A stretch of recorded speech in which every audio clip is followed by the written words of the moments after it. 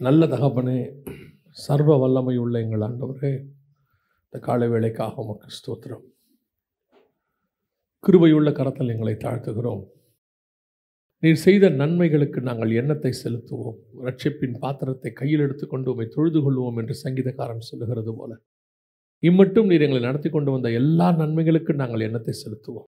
இந்த 4 மாதமும் எங்கள் குடும்பங்களை போஷித்திருக்கிறீர் ஆண்டவரே, வழி நடத்தி இருக்கிறீர், முன்னும் பின்னுமாக பாதுகாத்திருக்கிறீர், எங்கள் பிரயாணங்களிலே கூட இருந்திருக்கிறீர் ஆண்டவரே. ஒரு இமை பொழுது கூட எங்களை கைவிடாதபடி உள்ளங்கையிலே வரைந்து வைத்து எங்களை பாதுகாத்திருக்கிறீர். நீங்கள் மட்டும் இல்லாதிருந்தால் இந்த மாதங்களை நாங்கள் இல்லாமலே போயிருப்போம் ஆண்டவரே. எத்தனையோ பேர் காணாமல் போயினார்கள், எத்தனையோ பாதுகாப்புக்கு மத்தியில் இருந்த தலைவர்கள்லாம் காணாமல் போயிட்டாங்க. ஆனால் தேவனாகிய கர்த்தர் எங்கள் மத்தியிலே உலாவுகிறவராய் இருக்கிறீர், எங்களை பாதுகாக்கிறவராய் இருக்கிறீர், எங்களை வேலி அடைக்கிறவராய் இருக்கிறீர். நாம் எல்லாம் ஒருமனப்பட்டு கர்த்தரை ஸ்தோத்திரம் பண்ணுவோமா? கர்த்தர் செய்த நன்மைகளுக்காக கர்த்தர் நம்மை ஜீவனோடு கூட வைத்தாரே ஆண்டவர். எத்தனையோ சூழ்நிலைகளை நம்மளை பாதுகாத்திருக்கிறாரு, வழி விலகாதபடி கர்த்தர் நம்மை கொண்டு போய் கொண்டே இருக்கிறாரு. பரிசுத்த ஆவியானவர் இன்னும் நம்மளை உணர்த்தி கொண்டே இருக்கிறாரு, உருவாக்கி கொண்டே இருக்கிறாரு. அவருக்கு ஏற்ற மனவாட்டியை நம்மை மாற்றிக்கொண்டே இருக்கிறாரு. எத்தனையோ முறை நம்ம விழுந்த போதும் நம்மை தூக்கி நிற்க பண்ணுகிறாரு. எத்தனையோ பேர் வழி விலகின போதும் இது வழி இதுவே என்று காண்பித்திருக்கிறாரு. எத்தனையோ முறை நமக்கு அவருக்கு விரோதமாய் செய்த போதும் நம்மை ஏற்றுக்கொண்டிருக்கிறாரு. நாம் எத்தனையோ முறை அவருக்கு விரோதமான காரியங்கள் ஈடுபட்ட போது கூட ஒரு நல்ல தகப்பனாக இருந்து நம்மை அரவணைத்திருக்கிறாரு. எல்லாம் ஒருமனப்பட்டு கர்த்தரை ஸ்தோத்திரம் பண்ணுவோம். கர்த்தர் செய்த நன்மைகளுக்கு இந்த ஜனங்களை துதிப்பதற்கென்று ஏற்படுத்தின இவர்களின் துதியை சொல்லி வருவார்கள். கர்த்தர் எதிர்பார்க்கிறது ஒன்றே ஒன்று, நன்றி அறிதல் இருதயம் உள்ளவர்களாய் இருங்கள் என்று வேதம் சொல்லுகிறது. ஆண்டவர் இதுக்கு செய்த எல்லா நன்மைகள், இந்த 4 மாதத்தை பாருங்க. எத்தனையோ நாடுகளில் யுத்தம், எத்தனையோ நாடுகளில் மரணம், எத்தனையோ நாடுகளில் பூமி அதிர்ச்சி, 2700 பேர் மூழ்கி போயிட்டாங்க. ஆனால் கர்த்தர் நம்மை ஜீவனோடு கூட வைத்திருக்கிறார். எத்தனையோ இடங்களில் பிஞ்சு பிள்ளைகளுக்கு கூட பால் இல்லாதபடிக்கு வனாந்தரத்தில் இருக்கிறார்கள். ஆனால் உங்களுக்கும் எனக்கும் கர்த்தர் போஷித்துக் கொண்டிருக்கிறார். ஹல்லேலூயா, ஹல்லேலூயா, ஹல்லேலூயா, ஹல்லேலூயா, ஹல்லேலூயா.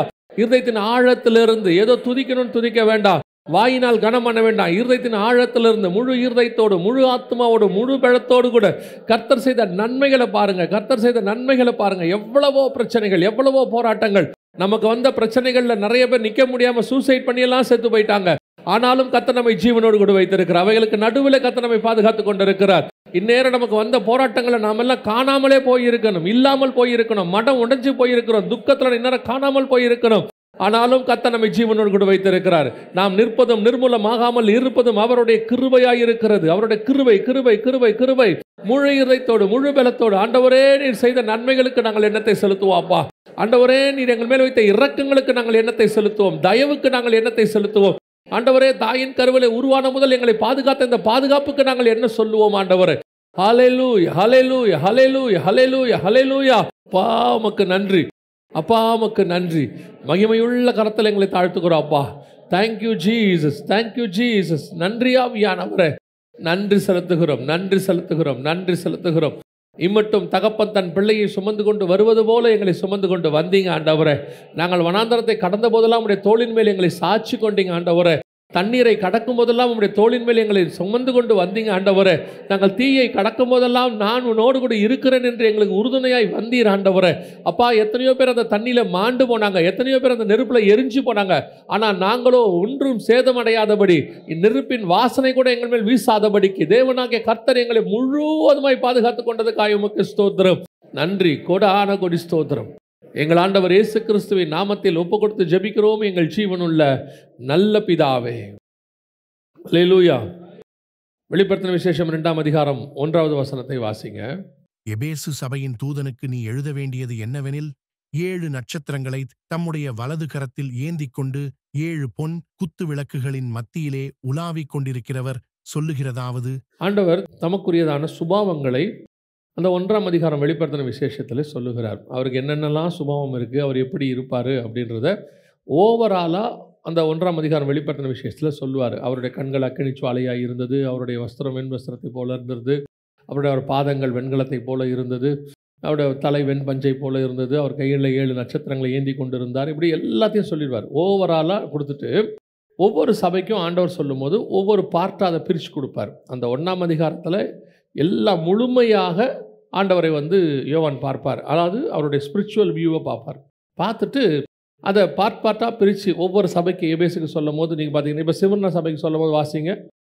முந்தினவரும் பிந்தினவரும் ஒவ்வொரு, அதாவது ஓவராலாக அவருடைய விஷயத்தை சொல்லிட்டு அதை பார்ட்டாக பிரித்து ஒவ்வொரு சபைக்கும் சொல்லிக்கொண்டே வருவார். அப்படி வரும்பொழுது அந்த குறிப்பாக சபைக்கு எழுதும்போது, முதலாவது எழுதும்போது கர்த்தர் சபையை பார்த்து சொல்லுகிற வார்த்தை என்னன்னா, 7 பொன் குத்து விளக்குகளின் மத்தியில் உலாவுகிறவர். 7 பொன் குத்து விளக்குகள் அப்படின்னா என்ன அர்த்தம் அப்படின்னு கேட்டால், அதை 1ஆம் அதிகாரத்திலேயே கடைசி 2 வசனத்தை வாசிங்க பார்ப்போம். நீ கண்டவைகளையும் இருக்கிறவைகளையும் இவைகளுக்கு பின்பு சம்பவிப்பவைகளையும் எழுது. என் வலதுகரத்தில் நீ கண்ட 7 நட்சத்திரங்களின் இரகசியத்தையும் 7 பொன் குத்து விளக்குகளின் இரகசியத்தையும் எழுது. அந்த 7 நட்சத்திரங்களும் 7 சபைகளின் தூதர்களாம். நீ கண்ட 7 குத்து விளக்குகளும் 7 சபைகளாம். இந்த 7 சபை என்பது இயேசு கிறிஸ்து பரமேறி போனதுலேருந்து திருப்பி வந்து சபையை எடுத்துக்கொள்ளப்படுகிற காலகட்டம் வரைக்கும் இந்த முழுமையாக உள்ள காலகட்டங்கள். அந்த 7ஐயும் பிரித்து கொடுத்துருப்பாரு. அந்த 7 சபைகளுடைய காலகட்டத்தில் தான் நாம் இருக்கிறோம். அப்போ இந்த 7 சபைகளை குறித்து சொல்லும் பொழுது ஆண்டவர் சொல்கிற ஒரு வார்த்தை என்னென்னா, 7 பொன் குத்து விளக்குகளின் மத்தியில் உலாவுகிறவர் சொல்லுகிறதாவது. அப்படின்னா என்ன அர்த்தம்? கர்த்தர் இந்த 7 சபைகளுக்கு நடுவில் என்ன செய்ய விரும்புகிறார்? உலாவ விரும்புகிறார் என்று சொல்லி பார்க்கிறோம்.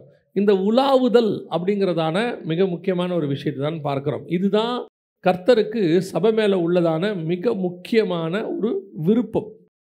சபையை ஆண்டவர் படைக்கும் பொழுது, அல்லது ஒரு சபையாக முதல்ல ஸ்தாபிக்கும் பொழுது, கர்த்தர் சபையை பார்த்து விரும்புகிற காரியம் என்ன அப்படின்னு சொல்லி பார்த்தீங்கன்னா, நம் மத்தியிலே அவர் உலாவ விரும்புகிறார். நீங்கள் பார்த்தீங்கன்னா பிசாசை குறித்து சொல்லப்படும் போது எசேக்கியேல் 28 அவன் வந்து நிறைய கற்களுக்கு நடுவிலே உலாவி கொண்டிருந்தான் என்று சொல்லி நாம் பார்க்கிறோம். இந்த கற்கள் என்ன அப்படிங்கிறத நிறைய விஷயம் இருக்குது. ஆனால் கர்த்தர் அவனை வைத்ததான நோக்கம் என்னென்னா, உலாவி கொண்டிருத்தல்.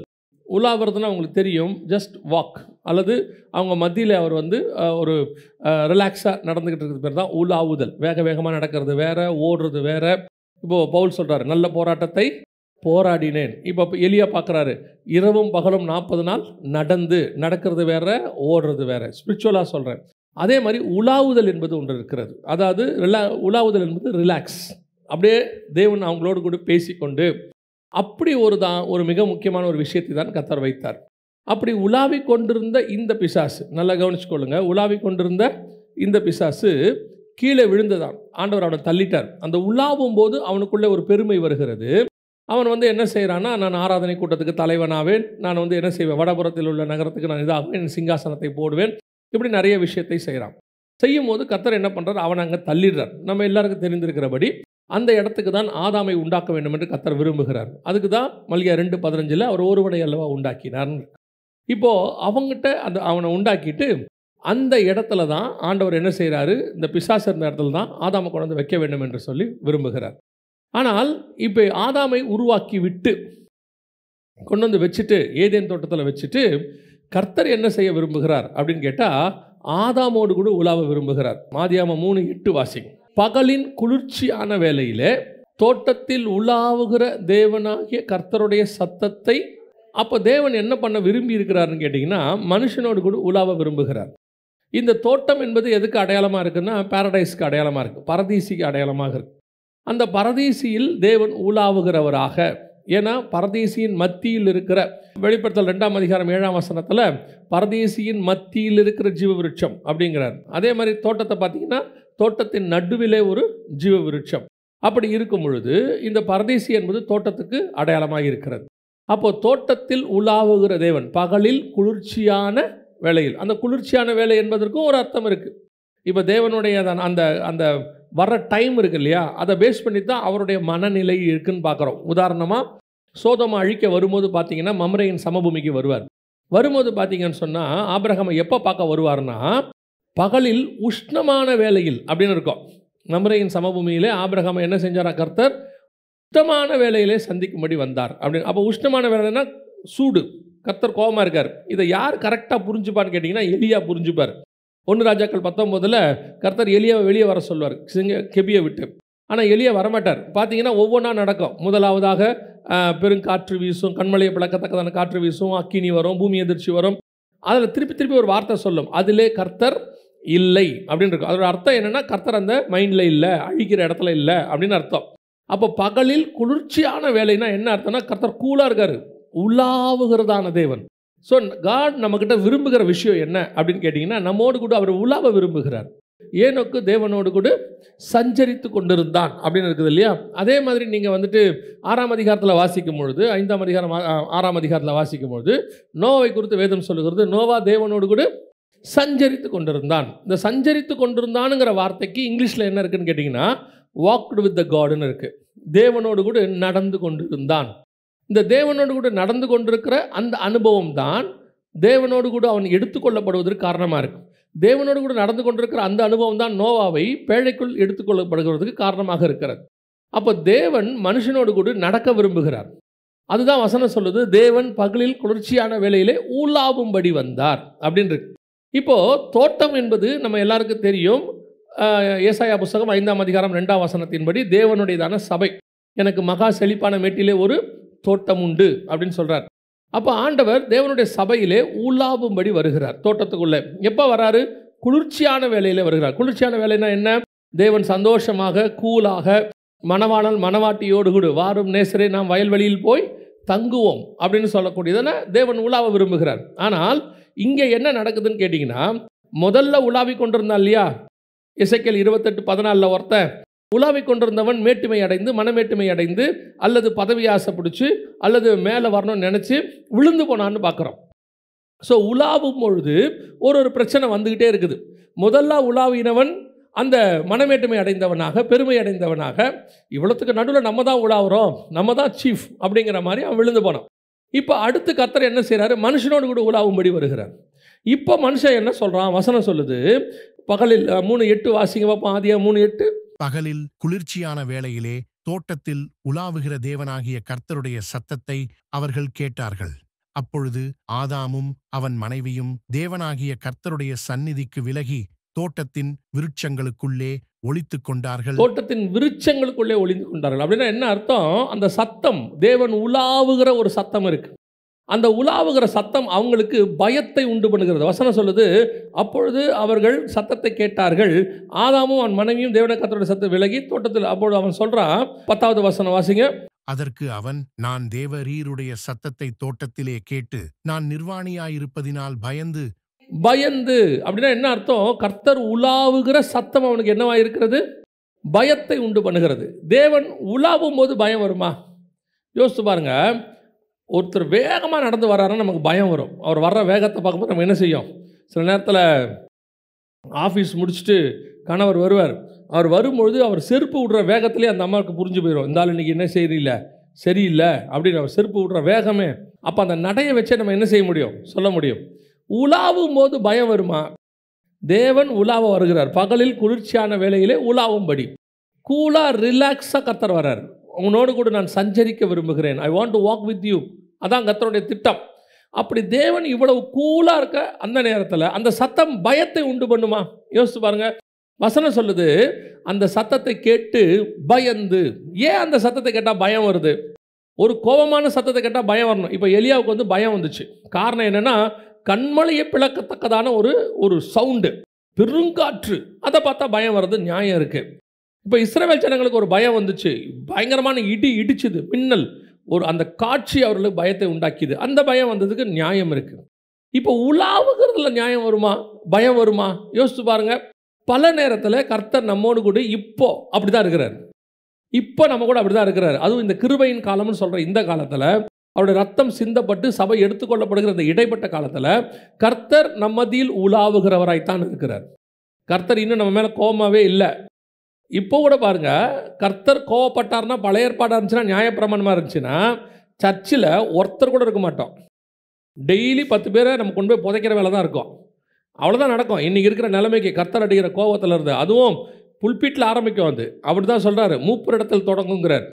ஆனால் இது புதிய ஏற்பாட்டு காலமாக இருக்கிறதுனால, இயேசு கிறிஸ்து ரத்தம் சிந்தப்பட்டதுனால கர்த்தர் இன்னும் பொறுமை உள்ளவராக இருக்கிறார், நீடிய பொறுமை உள்ளவராக இருக்கிறார். ஆனால் நல்லா கவனிச்சு பாருங்க, எப்போ உங்களுக்கு தேவனிடத்தில் பயம் வருகிறது? உங்களுக்கு எப்போ பயம் வருதுன்னு பாருங்க. தெளிவாக தெரியும். நீங்கள் சர்ச்சுக்கு நல்லா வந்துகிட்டு இருக்கிறீங்க, ஆவிக்குரிய வாழ்க்கையில் இருக்கிறீங்க. எப்போ நீங்கள் தேவனை விட்டு கொஞ்சம் தூரம் போகிறீங்களோ உங்களுக்கு பயம் வரும். உங்கள் ஆவிக்குரிய வாழ்க்கையில் ஒரு பயம் வரும். இந்த பயம் எதனால் உண்டாகிறது? எனக்கும் தேவனுக்கும் உள்ள ஸ்பிரிச்சுவல் கனெக்ஷன் கட் ஆகுது. அந்த ஸ்பிரிச்சுவல் கனெக்ஷன் கட் ஆன உடனே ஆட்டோமேட்டிக்காக என்ன வரும்? ஒரு பயம் வரும். இப்போ பாருங்கள், வீட்டில் நீங்கள் இருந்துகிட்டே இருக்கிறீங்க, உங்கள் வீடு தான், பூட்டி இருக்குது, உள்ளே உட்காந்துருக்கீங்க, திடீர்னு மொத்த கரண்ட் ஆஃப் ஆயிடுச்சு. ஆஃப் ஆன உடனே டக்குன்னு ஒரு பயம் வரும்ல, ஐயோ அப்படின்னு ஒரு சவுண்டு வருதுல்ல. அது எதனால் வருது? நம்ம வீடு தான், பூட்டி தான் இருக்குது, அதில் எந்த மாற்று கருத்தும் இல்லை.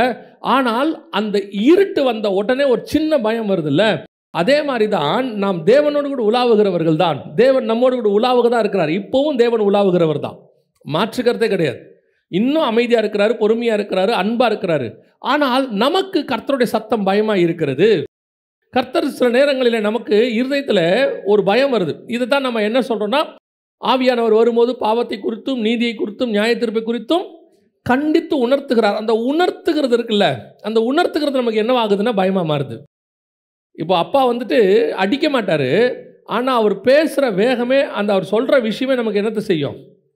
சில நேரத்தில் வந்து பார்த்தீங்க, அப்பா வந்து என்னடா என்ன அப்படின்னோடனே அவனே யோசிப்பான், இவர் எது கேட்குறாரு, இது என்னவா இருக்கும்? ஆட்டோமேட்டிக்காக ஒரு பயம் வரும் தெரியுமா? பல நேரங்களில் கவனித்து பார்த்தீங்கன்னா, நம்மளை அறியாமலேயே அவங்க கேட்குறது சாஃப்டாக தான் இருக்கும். எதனால், ஏன் அப்படின்னு சொல்லி சில நேரத்தில் அவர்கள் செய்கிறது சாதாரணமாக இருக்கும், நமக்கு அது என்னவாக்குது? பயங்கர பயத்தை உண்டாக்குகிறது. இப்போ தேவன் உலாவுகிறவரை தான் இருக்கிறார், மாற்று கருத்தே இல்லை. இன்னும் கிருபை நம்மேல் இருக்கிறது, இன்னும் பாதுகாத்துட்டு இருக்கிறார். ஆனால் அவைகளுக்கு நடுவில் அவர் உலாவும் போது ஏன் அந்த சத்தம் ஆதாமுக்கு பயத்தை உண்டு பண்ணுகிறது என்று சொன்னால், அந்த உலாவுகிற சத்தமே எனக்கு ஒரு பயத்தை உண்டாக்குறது. ஏன்னா இப்போ நான் வேறொரு காரியத்தை, கர்த்தருக்கு பிரியமில்லாத ஒரு காரியத்தை செய்து விட்டேன், அவ்வளோதான். கர்த்தருக்கு பிரியமில்லாத காரியம் ஒன்று எனக்குள்ளே வந்துருச்சு. அவர் செய்யக்கூடாதுன்னு சொன்னதை நான் செஞ்சுட்டேன். நான் செஞ்ச உடனே இப்போ எனக்கு அது என்னவா மாறுது? ஒரு பயத்தை உண்டாக்குகிறது. அப்போ உலாவுகிற தேவனை விட்டு முதலாவது தேவன் விலகவில்லை, மனுஷன் விலகினான். இப்போது நான் சொல்கிறேன், கர்த்தர் ஒரு நாளும் நம்மை விட்டு விலகுகிறது இல்லை. கர்த்தர் கடைசி வரைக்கும் உங்களை என்னையும் தூக்க வேண்டும் என்று தான் விரும்புகிறார். லாஸ்ட் மினிட் வரைக்கும் நம்ம ஆண்டவரை மாதிரி நம்மளை காப்பாற்றணும்னு நினைக்கிற ஆள், மனுஷன், தேவன் உலகத்தில் வேற யாரும் கிடையாது. அவர் ஒருத்தர் மட்டும்தான்.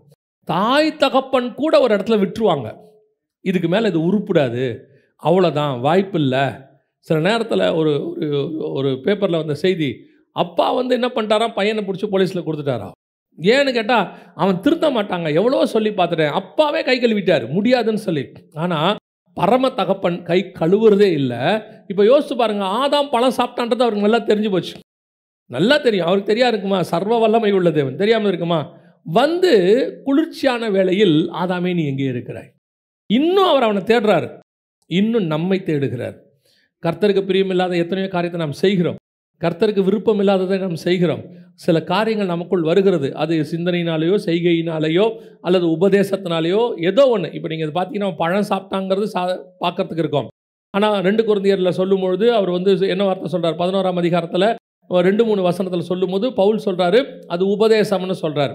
எப்படி ஏவாள் பழம் சாப்பிட்டாங்களோ அந்த மாதிரி நீங்களும் கிறிஸ்துவை பற்றின உண்மை நின்று உங்கள் இருதயமும் விலகிவிடுமோ.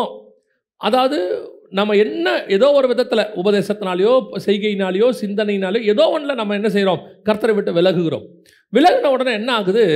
நாம் தான் தேவனை விட்டு விலகி ஓடி ஒளிந்து கொள்கிறோம். ஆனால் கர்த்தர் இன்னும் தேடுகிறார். நீ எங்கே இருக்கிற? அல்ல ஆண்டவரே, உங்கள் சத்தம் ஏன்பா, இந்த சத்தம் ஏன்பா உனக்கு பயத்தை உண்டாக்குது? இந்த சத்தம் ஏன் பயத்தை உண்டாக்குது? இல்லை ஆண்டவரே, இந்த சத்தத்தோடு கூட நான் ஒரு நாள் நடந்து கொண்டு இருந்தவன். இதே சத்தத்தோடு அவன் என்ன பண்ணியிருக்கிறான்? ஆண்டவர்கிட்ட நடந்திருக்கிறான். அந்த உலாவுகிற சத்தம் ஒரு நாள் அவனுக்கு எப்படி இருந்தது? சந்தோஷமாக இருந்தது. ஆலயத்தில் ஆவியானவர் பேசும்போது உங்களுக்கு சில நேரத்தில் இருதயத்தில் குத்தப்படும்.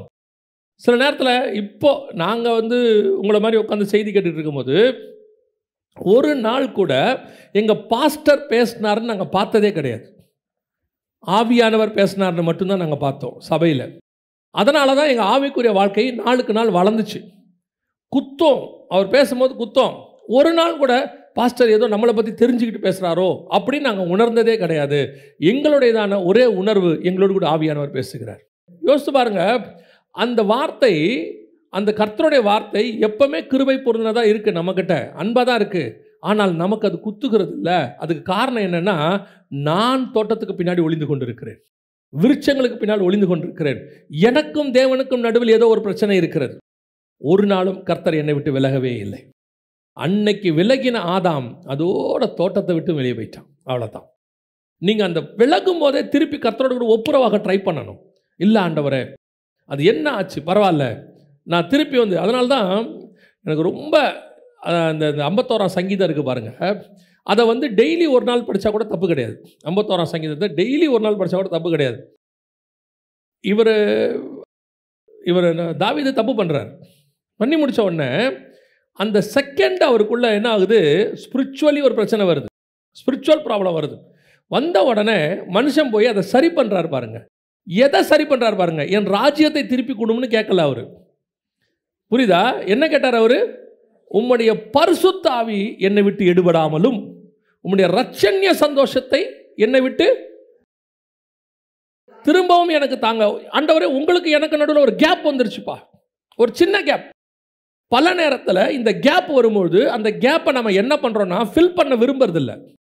அந்த சந்தோஷத்துக்குள்ள இப்போ பத்சேபாலால ஒரு சந்தோஷம் இருக்கு, கர்த்தரால ஒரு சந்தோஷம் இருக்கு.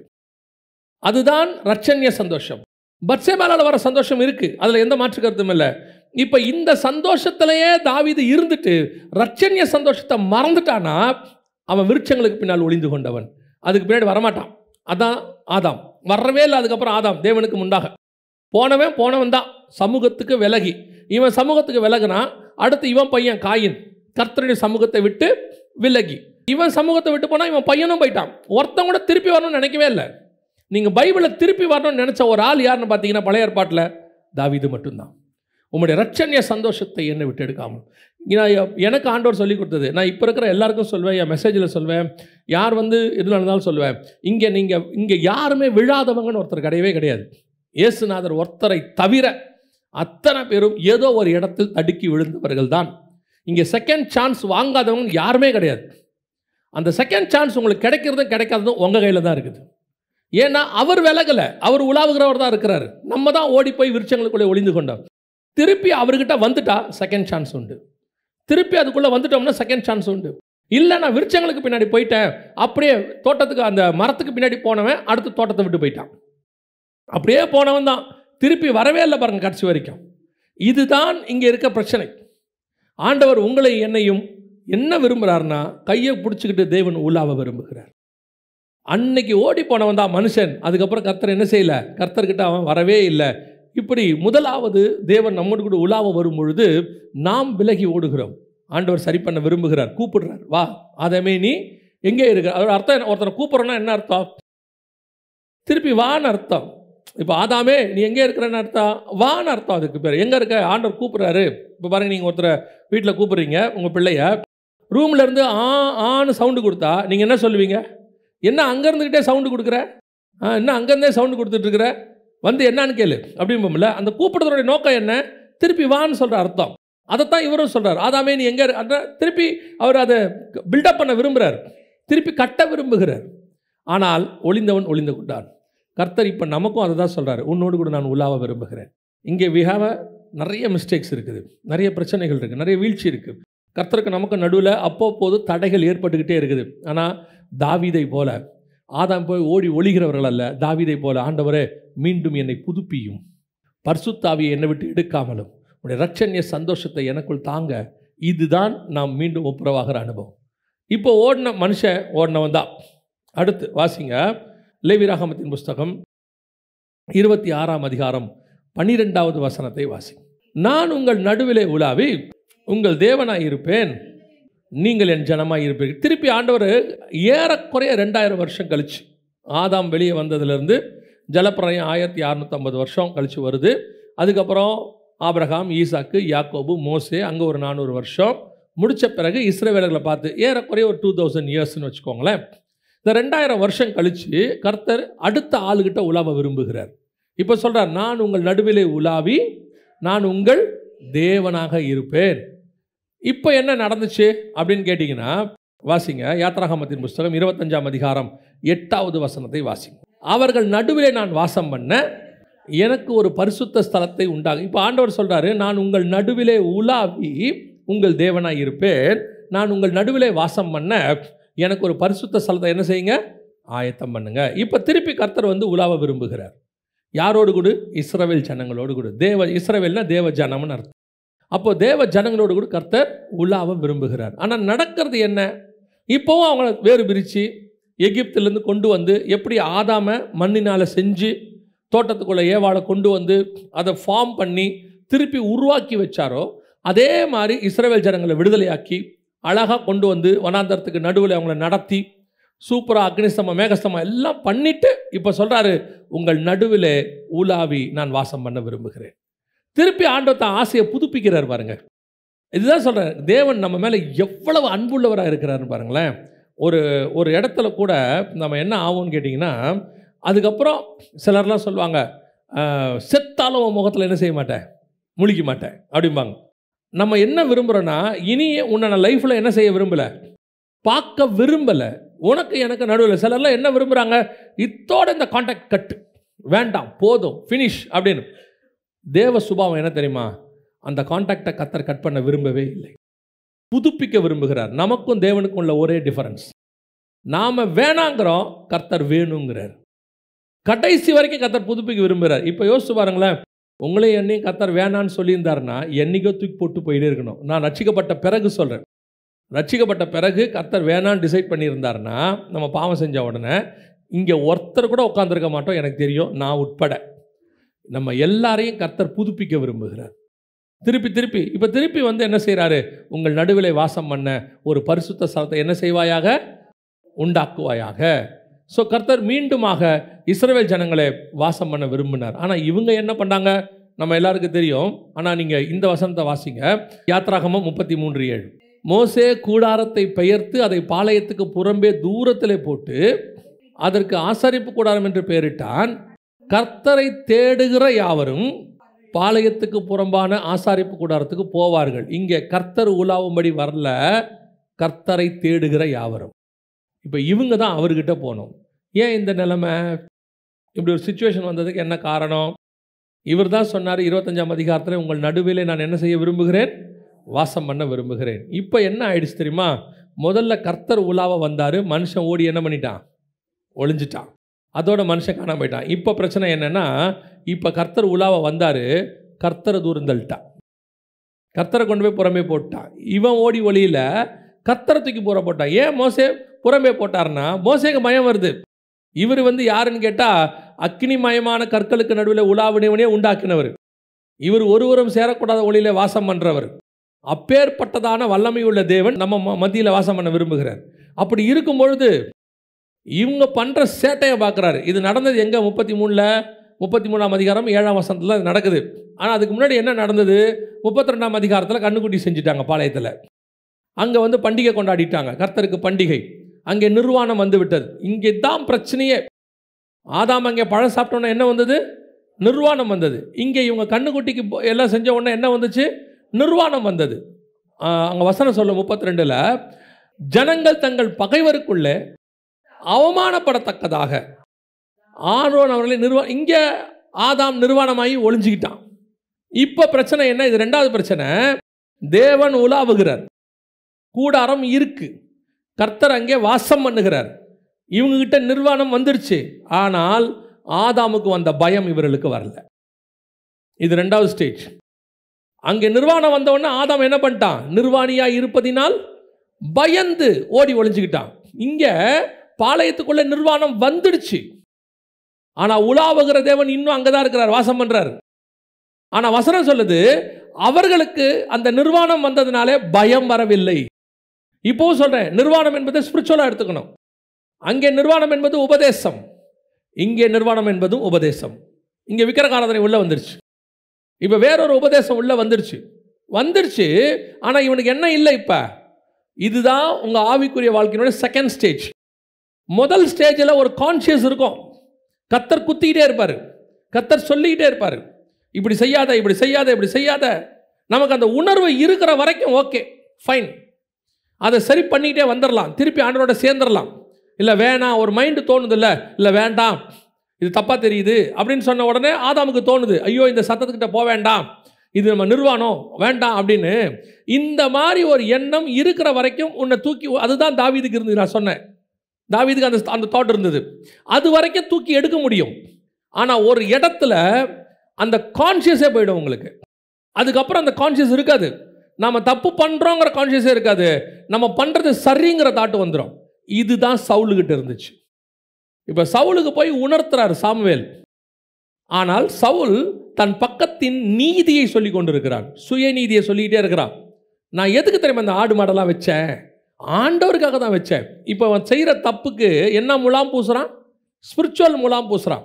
இப்போ இவங்க பண்ண கண்ணுக்குட்டிக்கு என்ன முலாம் பூசுனாங்க? கர்த்தருக்கு பண்டிகை.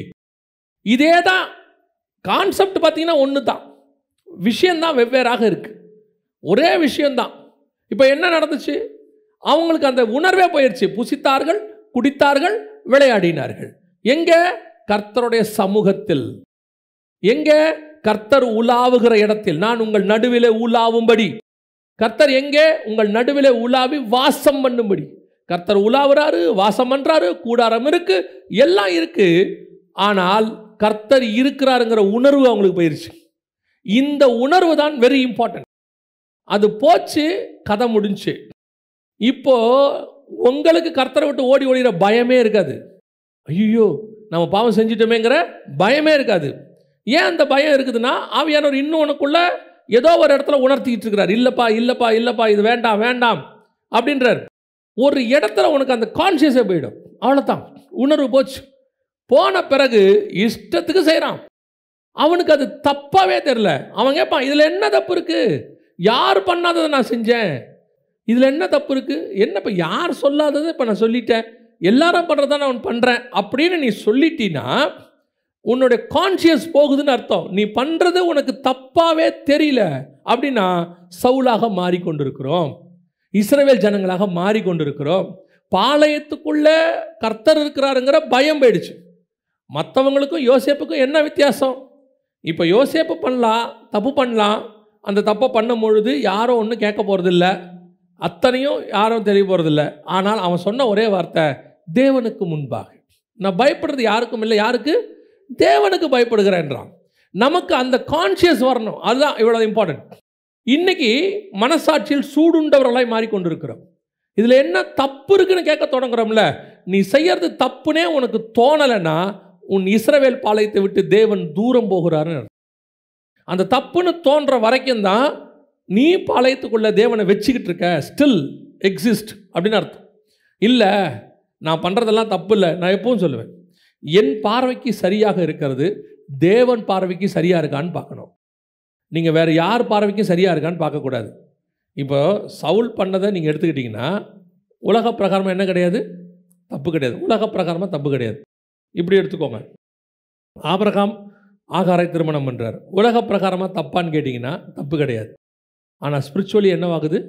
தப்பாகிறது. ஏன்னா இயேசு கிறிஸ்து சொல்கிற பிரமாணத்தில் ஆதி முதல் கொண்டு எங்களுக்கு அப்படி இல்லை, அந்த ஒருத்தர் தான் இருக்கணும் அப்படிங்கிறார். லா சொல்லுது அவர் பண்ணுறது தப்பு கிடையாது.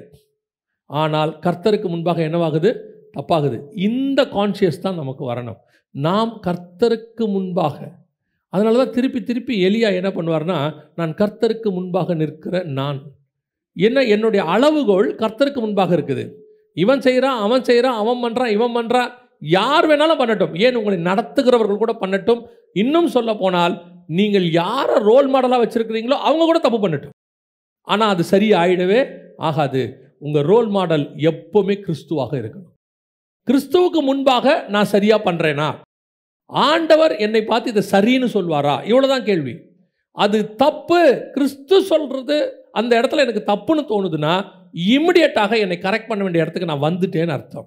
இல்லைன்னா என்ன ஆகும் தெரியுமா? உங்களை விரட்ட மாட்டார், அவர் தூர போயிடுவார். அவர் தூர போயிடுவார். என்ன சொல்கிறாரு எசேக்கியேல் புஸ்தகத்தில் 8ஆம் அதிகாரம் 6ஆம் வசனம், என் பரிசுத்த ஸ்தலத்தை விட்டு என்னை தூரமாய் போகும் பண்ணும்படியான இஸ்ரவேல் வம்சத்தால் இங்கே செய்கிற மிகுந்த அருவருப்புகளை காண்கிறாய் அல்லவா? இதான் நடந்துச்சு. அன்னைக்கு தான் நடந்தது. அன்னைக்கு பாளையத்துக்குள்ளே உலாவ வேண்டும் என்று விரும்பி அவர்கள் நடுவிலே ஒரு கூடாரத்தை போட வேண்டும் என்று சொல்லி கர்த்தர் அவ்வளவு ரெடி பண்ணி மோசே கிட்ட சொல்லி, அதுவும் மாடல், பரலோகத்தினுடைய மாடல் இவ்வளோ கொடுத்து இன்ஃப்ராஸ்ட்ரக்சரை உருவாக்கி வச்சா அவனுக்கு கர்த்தர் இருக்கிறாருங்கிற பயம் இல்லை, கர்த்தர் கூட இருக்கிறாருங்கிற பயம் இல்லை. இப்போ என்ன ஆயிடுச்சு? நான் வேலை ஸ்தலத்தில் கெட்ட வார்த்தை பேசுறது தப்பு இல்லைன்னு தோணுது இல்லை. இப்போ தேவன் உங்களை விட்டு தூரம் போகிறாருன்னு அர்த்தம். என்ன செய்கிறாரு? ஆனால் ஆசாரிப்பு கூடாரம் இருக்குது, ஆனால் ஆரோன் இங்கே தான் இருக்கான், ஊழியக்காரர் இருக்கிறார், ஆசாரிப்பு கூடாரம் இருக்கு, எல்லாம் இருக்கே, உணர்வு இல்லை. கர்த்தர் தூரம் போயிட்டார், கிளம்பிட்டார். இப்போ நான் பண்ணுறது தப்புனே உனக்கு தோணலை, ஒருத்தர் சொல்லியும் தோணலை. சமீபத்தில் ஒரு தம்பிக்கு எல்லாரும் சொன்னாங்க, நீ பண்ணுற தப்புப்பா, நீ பண்ணுற தப்புப்பா, நீ பண்ணுற தப்புப்பான்னு. அந்த தம்பி கேட்கல, நான் பண்ணல, என்ன தப்பு இருக்குது, நான் பண்ணுறேன். கடைசியில் கர்த்தரே அவனை உணர்த்தின விதம் இருக்குது பாருங்களேன். அந்த தப்பு பண்ணிட்டாங்கிறத அவனுக்கு உணர்த்துறதுக்கு கர்த்தர் ஒன்று செஞ்சார் பாருங்களேன். இப்போ நேற்று ஒரு விஷயம் கேள்விப்படும் போது அந்த தம்பி சொல்கிறான்னா, இப்போ தான் கர்த்தர் என்னோடு கூட பேசுகிறாருன்னு. யோசிச்சு பாருங்க, ஒரு பெரிய பிரச்சனை வந்து அந்த பிரச்சனையில் நான் ஒரு இடத்துல சிக்கி சவுல் மாதிரி மாட்டின பிறகு, ஆமாம் நான் பண்ணது தப்புன்னு உணர்வு வரதுக்கு முன்னாடி நீ அந்த இடத்துக்கு போகக்கூடாதுன்னு கர்த்தர் விரும்புகிறார். அதுக்கு தான் முன்னாடியே சொல்கிறார், உணர்த்துறாரு. பல நேரத்தில் நாம் அதை கேட்க மாட்டோம். என்ன தப்பு, நான் பண்ணுறல என்ன பண்ணுறது, அதெல்லாம் ஒன்றும் கிடையாது. இப்படி இருந்தால் தான் வேலை வாங்க முடியும், இப்படி இருந்தால் தான் அது நடக்கும். கர்த்தர் சொல்கிறாரு, நீ வேலை வாங்கிறது ரெண்டாவது, நீ தான் எனக்கு முதல்ல. You are the first one. நீ அடுத்தவங்கள வேலை வாங்கிறதுக்கு கெட்ட வார்த்தை பேசுகிறத விட நீ கெட்ட வார்த்தை பேசாமல் வேலை வாங்காமல் இருந்தால் கூட பரவாயில்ல. உன் ஆத்மாவது எங்கே வந்துடும், பரலோகத்துக்கு வந்துடும். நீ வேலை வாங்கிடுவேன், வேலை நடந்துடும், ரெண்டு பேர் ஆத்மாவும் போவாது, அவன் ஆத்மாவும் போவாது, உன் ஆத்மாவும் போவாது. இப்போ இஸ்ரவேல் ஜனங்களுக்கு கர்த்தர் உலாவுகிறாருங்கிற அந்த கான்சியஸே போயிருச்சு. அப்போ அதை கேட்குற வரைக்கும் எனக்கு என்ன இல்லை, கேட்கவே அந்த கான்சியஸே இல்லை, எனக்கு டோட்டலாக பிளாக் அவுட் ஆகிடுது. இதுதான் பாளையத்துக்குள் தேவன் இருந்தும் கர்த்தர் என் நடுவில் உலாவுகிறார் என்று சொல்லியும் நான் கர்த்தருக்கு பண்டிகை என்று கண்ணுக்குட்டியை வழிபட்டு கொண்டிருக்கிறேன். கர்த்தர் ரொம்ப தூரம் போயிடுவார். உண்மையிலே நல்லா ஜெபிக்கிறவனுக்கு கர்த்தர் தூரம் போயிட்டார்னா ஒரே செகண்டில் தெரியும் கர்த்தர் தூரம் போயிட்டார். அதை விட பெரிய பிரச்சனை என்னென்னா, திருப்பி அதை புதுப்பிக்கிற வேலை இருக்குல்ல, அது அதை விட கஷ்டம். ஏன்னா இவர் கோவப்படலை, இவர் ஒரு இடத்துல நின்றுக்கிட்டார் தூரமாக போய், சரிப்பா நான் ஓரமாக நின்றுக்கிறேன்பான்ட்டு. திருப்பி அவரோட சேர டிஸ்டன்ஸ் இருக்குல்ல, அந்த ஸ்பிரிச்சுவல் டிஸ்டன்ஸை குறைச்சி இவரோட வர்றது பயங்கர பெயின்ஃபுல் ப்ராசஸ். சோல்குள்ள, பாடியில் இல்லை, உங்கள் ஆத்மாக்குள்ள அவரை திருப்பி அதே ஆவியில் நிரம்பி அவர்கிட்ட திருப்பி ஒப்புரவாக்குறன்னு ஒரு வேலை இருக்குல்ல, அது உண்மையிலேயே வலி, பெரிய வலி. எப்படி ரெடி ஆகுது? ஏன் நான் அவரை கொண்டு போய் தூரம் போட்டேன். நான் இப்போ ஆண்டவர் சொல்கிறார், இல்லை உன் ப்ராசஸ் தப்பு, என்னையே கொண்டு போய் தூரம் போட்ட. இப்போ திருப்பி மீண்டும் தேவன் என்ன செய்ய விரும்புகிறார், உலாவ விரும்புகிறார். வாசிங்க, யோவான் எழுதின சுவிசேஷம் 10ஆம் அதிகாரம் 23வது வசனம் வாசிங்க. இயேசு தேவாலயத்தில் சாலமோன் மண்டபத்திலே உலாவி கொண்டிருந்தார். ஒவ்வொரு வார்த்தைக்கு பின்னாடி எவ்வளோ இம்பார்ட்டன்ஸ் இருக்குது பாருங்கள். இது சும்மா ஒரு சிங்கிள் வசனம் தான் இருக்கும். இயேசு சாலமோன் மண்டபத்தில் தேவாலயத்தில் உலாவி கொண்டிருந்தார். ஏன் உலாவிக்கிட்டு இருக்காருங்கிறத இந்த லிங்கோட பார்த்தா தான் உங்களுக்கு தெரியும். ஏன் அந்த இடத்துல ஒரு உலாவினார், ஏதோ ரிலாக்ஸாக நடந்திருக்கார் போல காலார அப்படின்னு நம்ம நினைக்கிறோம்ல. இப்போ நம்ம என்ன கேட்டால் சொல்லுவோம், அவர் வாக்கிங் போயிருக்கிறாரு, அவர் மேலே பால்கனியில் நடந்துக்கிட்டு இருக்கிறாரு, ட்ரெட்மில்லில் நடக்கிறாரு இப்படின்னு சொல்கிறோம்ல. ஆனால் இயேசு நடக்கிறாருன்னா காரணம் இருக்குது. அதனால தான் நான் எப்பவும் சொல்லுவேன், இயேசு உட்காந்தா காரணம் இருக்குது, இயேசு திரும்பி பார்த்தா காரணம் இருக்குது, இயேசு நடந்தால் காரணம் இருக்குது.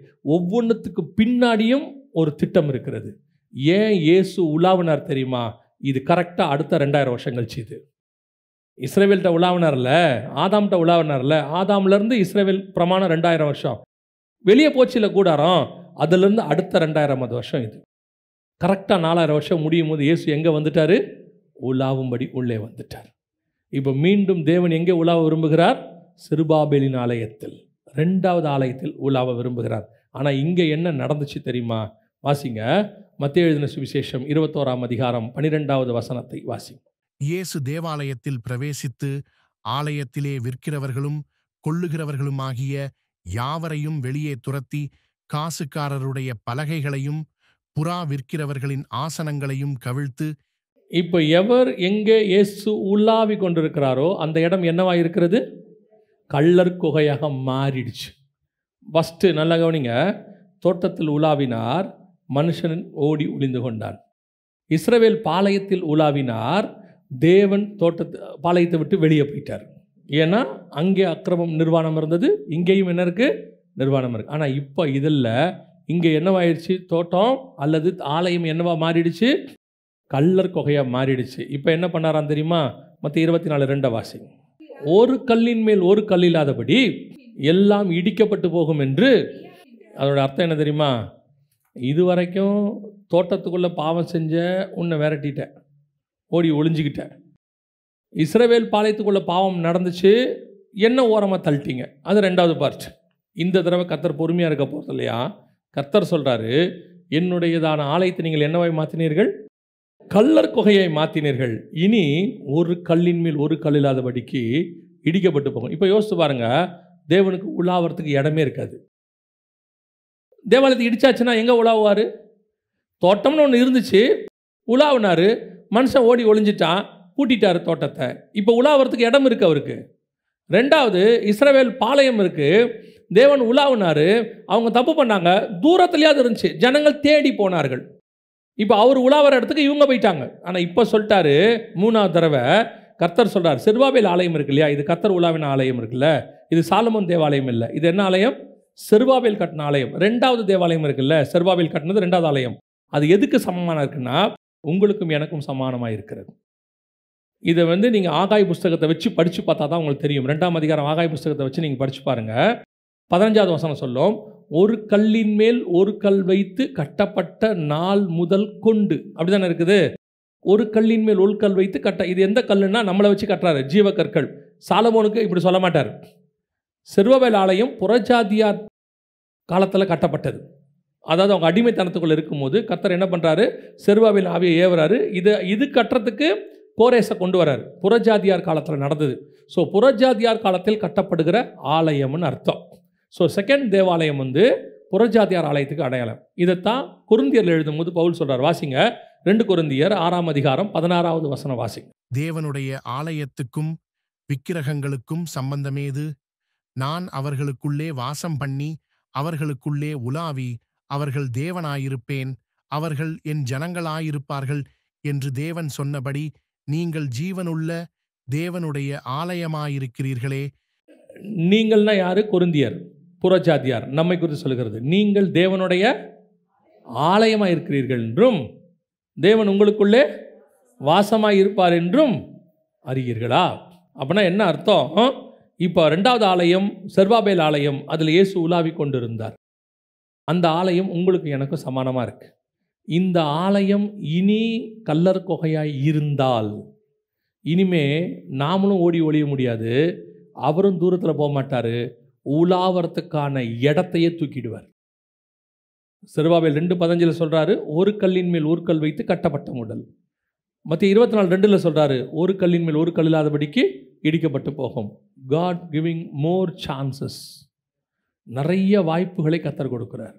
இந்த வாய்ப்புகளை பயன்படுத்தி கொள்ளுகிற காலம் இது. இந்த காலம் முடிவடையும் போது, இந்த கிருபை முடிவடையும் போது, அதற்கு பிறகு நீங்கள் தேவன் உலாவதற்கு என்ன இருக்காது? ஆலயமே இருக்காது, இடமே இருக்காது. இப்போ அந்த இடம் முடிய போது. இது ஒரு எச்சரிப்பு நமக்கு. முதல்ல ஓடி ஒளிஞ்சோம், திருப்பி வர்றதுக்கு வாய்ப்பு இருக்குது. தாவீது மாதிரி திருப்பி வருவதுக்கு என்ன இருக்குது? வாய்ப்பு இருக்குது. 2வது, தேவன் போயிட்டார் தூர, இப்போ திருப்பி ஆலயத்துக்குள்ளே வந்துட்டார். ஸோ அவர் வருவதற்கு என்ன இருக்குது? வாய்ப்பு இருக்குது. போன மனுஷன் வருவதற்கும் வாய்ப்பு இருக்குது. தூரம் போன தேவன் நடுவில் வாசம் பண்ணுவதற்கும் வாய்ப்பு இருக்குது. ஆனால் இது 3வது முறை கர்த்தர் ஒரு எச்சரிப்பு கொடுக்கிறார். என்ன எச்சரிப்பு கொடுக்கிறாரு? உங்கள் நடுவிலே நான் வாசம் பண்ணுகிறேன், நான் உங்கள் நடுவில் தங்கி வாசம் பண்ண விரும்புகிறேன்.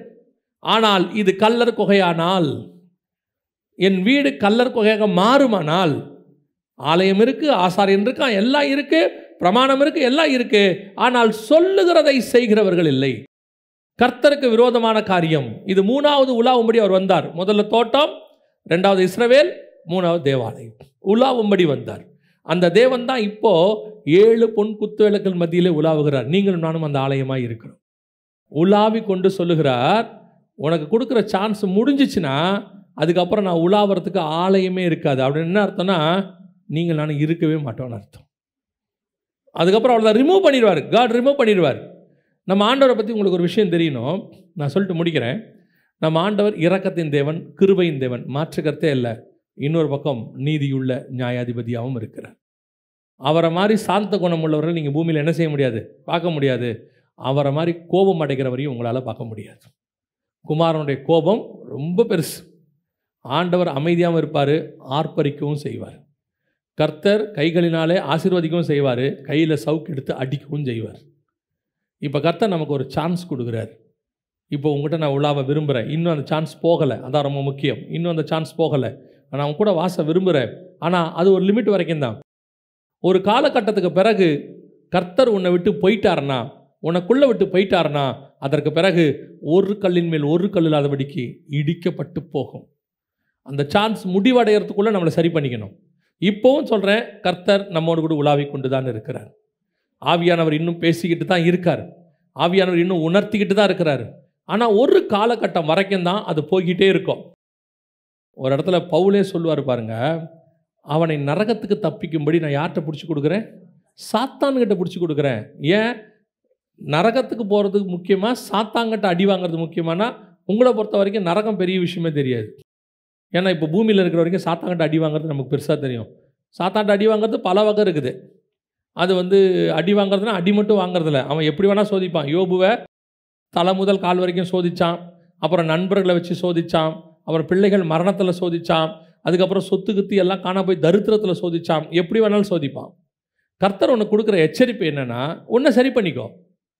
உன் மத்தியில் நான் உலாவ விரும்புகிறேன், ஆனால் சரி பண்ணாத பட்சத்தில் உன்னை பிடிச்சி யார் கையிலையாவது கர்த்தர் கொடுப்பார் சரி பண்ணுறதுக்காக. ஏன்னா நீ சரி பண்ணலைன்னா நரகத்துக்கு போயிடுவேன். அப்போ நரகத்துக்கு போகாமல் உன்னை பாதுகாக்கிறதுக்கு என்ன செய்ய வேண்டியிருக்குது? யாருக்கிட்டையாவது பிடிச்சி கொடுக்க வேண்டியிருக்கு. அந்த பிடிச்சி இப்போவும் நான் சொல்வேன், நம்ம ஆண்டவருடைய சுபாவம் என்னென்னா, உங்களை என்னையும் கஷ்டப்படுத்தி பார்க்கணும்னு ஒரு நாளும் விரும்புகிறது இல்லை. யோசிச்சு பாருங்க, தாவீது கரெக்டான உடனே வசனம் சொல்லுது, அவனை சுற்றிலும் எல்லாவற்றையும் அமைதலாக்கி இருந்தார். அமைதலாக்கி இருந்தார், எல்லாம் பீஸ்ஃபுல். சாலமோன் தேவனை விட்டு தூரம் போன உடனே கர்த்தர் எதிரிகளை எழுப்பினார். நாலா பக்கமும் எழுப்புறார். ஒரு பக்கம் எகிப்திலிருந்து ஒன்று, இந்த பக்கம் ஒன்று, அந்த பக்கம் ஒன்று. சாலமோனுக்கு பேரே சமாதானத்தின் ராஜா. 40 வருஷம் தேசம் எப்படி இருக்குது? சமாதானமாக இருந்தது. சமாதானத்தின் தேவன் தான் உனக்கு சமாதானத்தை கொடுக்க தான் விரும்புகிறார். கர்த்தர் உன் மத்தியில் உலாவதான் விரும்புகிறார், உன்னை ஆசீர்வதிக்கத்தான் விரும்புகிறார். உன்னை கஷ்டப்படுத்த விரும்பவே இல்லை. ஏன்னு சொன்னால் நம்ம கஷ்டத்தை எல்லாம் அவர் ஏற்றுக்கொண்டார், அதில் மாற்று கருத்து இல்லை. சரி பண்ணாத பட்சத்தில் நரகத்துக்கு தப்பு வைக்கும்படி கர்த்தர் சொல்கிறாரு, உன்னை நரகத்துக்கு தப்பு வைக்கிறதுக்கு வேறு வழி இல்லை. எனக்கு யாருக்கிட்டையாவது என்ன செய்ய வேண்டியிருக்கு? பிடிச்சி கொடுக்க வேண்டியிருக்கு. இப்போ பிடிச்சி கொடுக்குறேன்னு ஆண்டவர் சொல்லலை, உனக்கு எச்சரிப்பு கொடுக்குறார். நமக்கு கொடுக்குறார் எச்சரிப்பு. we want to be ready. இப்போது சொல்கிறேன், நம்மக்கிட்ட நிறைய காரியங்கள், கர்த்தருக்கு பிரியமில்லாத காரியங்கள் நிறைய நம்மக்கிட்ட இருக்குது. Nobody is perfect. ஆனால் கர்த்தர் என்ன எதிர்பார்க்குறாருன்னா, எனக்கு ஆண்டவர் சொல்லி கொடுத்த சொல்கிறேன், சவுல் இருதயத்துக்கும் தாவீது இருதயத்துக்கும் ஒன்று தான் இருந்துச்சு. என்னென்னா, உணர்த்தும் போது எனக்கு வேணான்னு இருதயத்தின் ஆழத்துலேருந்து உண்மையாக சொல்லணும். வாயில் சொல்கிறது இல்லை. சில ஆட்கள் வாயில் சொல்லுவான், அது இல்லை. அவருக்கு தெரியும் இவன் வாயில்னு சொல்கிறானா இருதயத்தின் ஆழத்தில். உன் இருதயத்திலேருந்தே அது வேணான்னு தோணணும். இல்லை ஆண்டவரே, இது எனக்கு வேணாம், நீங்கள் உலாவுங்க. ஏன்னா கிறிஸ்துவுக்கும் பேலியாளுக்கும் இசைவேது. அப்போனா கிறிஸ்து உங்ககிட்ட உலாவுறாருன்னா பேலியாளின் சுபாவம் உனக்குள்ள. பேலியாள்னா பிசாசு, பேலியாளின் மக்கள்னா பிசாசின் மக்கள்னு பைபிள் சொல்லுது. அப்போ ஒன்று அது இல்லை இது. ரெண்டு நினைவுகளால் குந்தி குந்தி நடக்க ஒரு நாளும் கர்த்தர் விரும்பவில்லை. இது அல்ல அது. யூ கேன் டிசைட், அவ்வளோதான். கர்த்தர் அதான் உனக்கு கொடுக்குறார். இப்போ உன்னுடைய கர்த்தர் உலாவுகிறது உன் பாளையத்துக்குள் உலாவணும்னா அவர் உலாவுகிறதுக்கு ஏற்ற ஆலயமாய் நீங்கள் நான் இருக்கணும், அவ்வளோதான். அப்போ கர்த்தர் ஒரு காரியத்தை உணர்த்துறாரு, இல்லை இது வேணாம் அப்படின்னு உணர்த்தும் போது இமிடியட்டாக நாம் கர்த்தர் உலாவுறதுக்கு இடம் கொடுக்கணும்.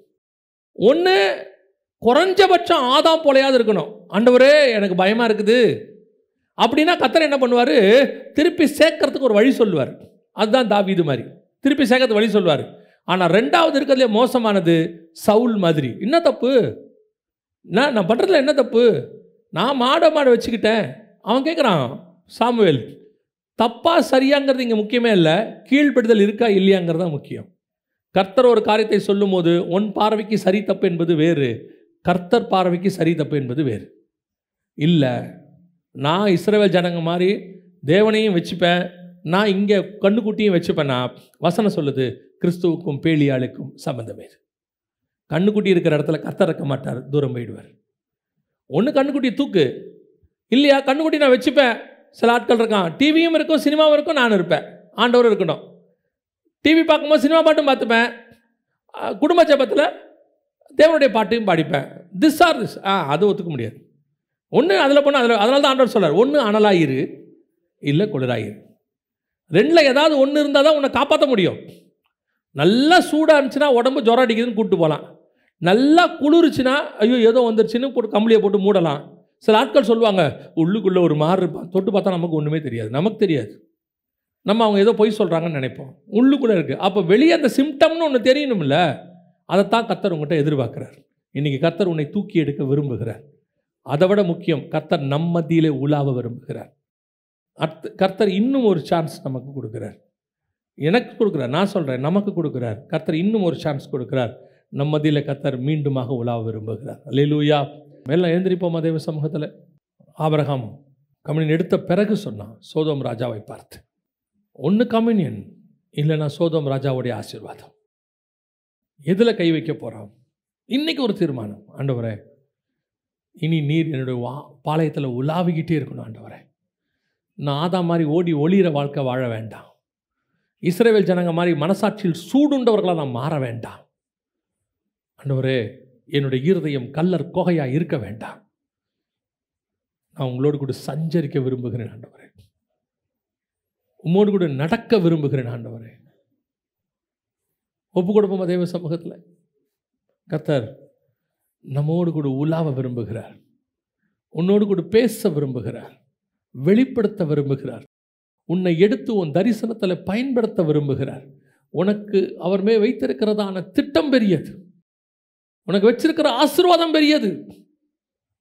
இனி கர்த்தர் உன்னோடு கூட பேசி கொண்டிருக்கிறார். நமக்கு கர்த்தர் வச்சிருக்கிற திட்டம் பெருசு. நீ இன்னும் தேவனுக்கு விட்டு தூரம் போயிட்டீனா, இல்லை தேவன் உன்னை விட்டு தூரம் போயிட்டார்னா, எப்படி உன் திட்டத்தை கர்த்தரால் நிறைவேற்ற முடியும்? ஒப்பு கொடுப்போமா தேவ சமூகத்தில். ஆவியானவர் நம்மோடு கூட இடைப்படுகிறார். ஆவியானவர் உன்னோடு கூட உலாவ விரும்புகிறார். நீ ஓடி ஒளியாத. இன்னைக்கு மீண்டும் வா. ஆண்டவர் கூப்பிடுறார் உன்னை. மீண்டும் வா. நான் உன்னை புதுப்பிக்க விரும்புகிறேன். புதிய வாழ்க்கை கொடுக்க விரும்புகிறேன். பழையவைகள் எல்லாம் ஒளிஞ்சு போட்டோம். ஒரு விசை இன்னும் உங்களுடைய ரத்தத்தால் அவர் கழுவ விரும்புகிறார். ஆண்டவர் ஒரு வாய்ப்பு கொடுக்கிறார். யூதாசை ஆண்டவர் விரட்ட விரும்பல, முதல்ல வாய்ப்பு கொடுக்க விரும்பினார். உங்களில் ஒருவன் என்னை காட்டி கொடுப்பான் என்று வாய்ப்பு கொடுக்க விரும்பினார். அந்த வாய்ப்பை அவன் உதாசீனம் பண்ணி தள்ளினான். அதுக்கப்புறம் தான் நீ செய்வதை துரிதமாய் செய்யின்னு சொன்னார். God wants to give you a chance. ஒப்பு கொடுப்போமா? மீண்டுமாக ஆவியானவர் நம்மோடு கூட உலாவ விரும்புகிறார். தேவனோடு கூட நான் சஞ்சரிக்க வேண்டும். அவரோடு கூட நான் நடக்க வேண்டும். மீண்டுமாக என்னுடைய ஆவியை நான் புதுப்பித்துக் கொள்ள வேண்டும். நிலவரமான ஆவி, ரட்சண்ய சந்தோஷம் எனக்குள்ளே மீண்டும் புதுப்பிக்கப்பட வேண்டும். இனி நான் அல்ல, இனி கிறிஸ்துவே என்னில் வாழுகிறார். இனி கிறிஸ்துவே என்னில் வாழுகிறார். ஒப்பு கொடுப்போமா? ஒப்பு கொடுக்கிறவங்க எல்லாம் இன்னைக்கு உண்மையிலே கர்த்தர் என்னோடு கூட இடைப்பட்டார். என் ஆவி ஆத்மா சரீரத்தோடு கூட கர்த்தர் இடைப்பட்டார். என்னை கர்த்தர் வேறு விரிச்சிருக்கிறார். மீண்டுமாக கர்த்தர் என்னை புதுப்பிச்சிருக்கிறாரு. கர்த்தருடைய தெய்வீக மகிமை பிரசன்னம் இன்னும் ஒரு விஷயம் என்னை மூடுகிறது. கர்த்தர் எனக்கு வாய்ப்பு கொடுக்கிறான்ற நம்புறவங்க, விரும்புகிறவங்க, அதை பெற்றுக்கொண்டவங்க கரங்களை ஆண்டவருக்கு நேராக உயர்த்தி, ஆண்டவரே இன்னும் என்னை புதுப்பித்ததுக்காக நன்றி. இன்னும் ஒரு விஷயம் என்னை உயிர்ப்பித்ததுக்காக நன்றி. தேவ ஆவியானவர் எங்கள் மத்தியில் அசைவாடினதுக்காக நன்றி. இன்னும் ஒரு விஷயம் ஆவியானவர் எங்களை உருவாக்கினதுக்காக நன்றி. தேவ ஆவியானவருடைய மகிமையின் பிரசன்னம் உச்சம் தலை முதல் உள்ளம் கால் வரைக்கும் எல்லா இடங்களிலும் எங்களை மூடி ஆண்டவரே எங்களை புதுப்பிக்கிறதுக்காக, எங்கள் மாம்சமுடைய ஆவிக்குள்ளான கட்டுப்பாட்டுக்குள் வருவதற்காக, இனி எங்கள் மாம்ச கிரியைகள் எல்லாம் உம்முடைய கட்டுப்பாட்டுக்குள் வைக்கப்படுவதற்காக தேவ ஆவியானவரே இன்னைக்கு அசைவாடுகிறவர் வருகையின் முடிவு பரியந்தம் அசைவாடத்தக்கதாக. ஏதோ ஆண்டவரே ஏறி ஏறி இறங்குகிற வாழ்க்கை அல்ல, விழுந்து விழுந்து எழுந்திருக்கிற வாழ்க்கை அல்ல. இன்னையிலிருந்து எங்கள் வாழ்க்கை வெறும் ஏறுமுகமாக கர்த்தரை நோக்கி போகிற விதமாக, ஆண்டவரே ஏணிகளில் ஏறுகிற விதமாக, மலையின் உச்சிக்கு போய் மேகத்துக்குள்ளே கலக்கிற விதமாக, ஆவிக்குள்ளாக என் தலைமையரை பிடித்து வானத்துக்கு பூமிக்கு நேராக என்னை கொண்டு போனார் என்று சொல்லப்படுகிற அந்த ஆவிக்குரிய வாழ்க்கை வாழத்தக்கதாக தேவ ஆவியானவர் இன்னும் ஒரு விஷயங்களை மூடுவீராக, அசைவாட்டுவீராக. எங்களுக்கு விரோதமாய் உருவாக்கப்படுகிற எல்லா ஆயுதங்களும் வாய்க்காதே போவதாக, எங்களை இடர பண்ணுகிற காரியங்கள் எல்லாம் நிர்மூலமாவதாக. ஓ ஹalleluya, ஹalleluya, ஹalleluya. தேவ சமூகத்தில் ஒப்பு கொடுத்து கரங்களை உயர்த்தி ஒப்பு கொடுத்து தேவனிடத்துல இருந்து ஒரு வல்லமை, தேவனிடத்துல இருந்து ஒரு புதுப்பிக்கிற வல்லமை, ஒரு புதுப்பிக்கிற ஆவியானவர், இன்னும் ஒரு விஷயம் புதுப்பிக்கிற ஆவியானவர். Thank you Jesus. நன்றி ஆவியானவரே. உடைய கிருபையுள்ள கரத்தில் எங்களை தாழ்த்துகிறோம். நீர் மாத்திரம் மகிமைப்படுவீராக.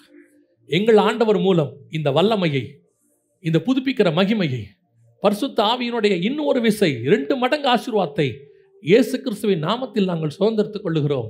எங்கள் ஜீவனுள்ள நல்ல பிதாவே.